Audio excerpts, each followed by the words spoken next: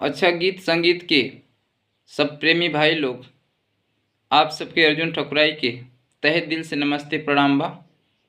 तली आप लोगन के मनोरंजन खातिर आज ई गीत गवतानी, तो आप सब सुनी।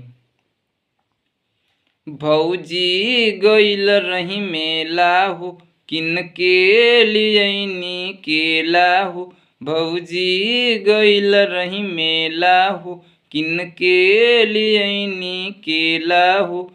खा छिल छिल खा छिल छिल खा छिल छिल। भौजी गइल रही मेला हो, किन के लियनी केला हो। खा छिल छिल खा छिल छिल खा छिल छिल। सबसे सस्ता सबसे नीमन लाइल बनी आइटम हो। सबसे सस्ता सबसे नीमन लाइल बनी आइटम हो।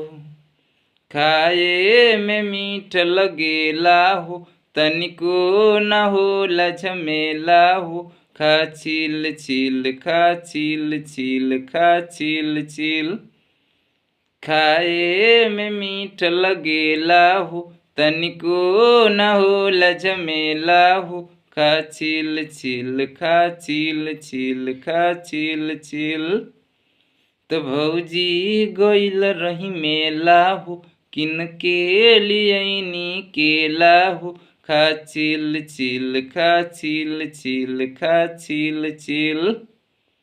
अच्छा भाई लोग, ये गीत हमार आप सबके बढ़िया लागल होई तो गीत के लाइक कमेंट शेयर और अपनी भाई के सपोर्ट खातिर चैनल के जरूर सब्सक्राइब कर लेब। तब फिर से अगले शॉर्ट गीत में हम मिलब।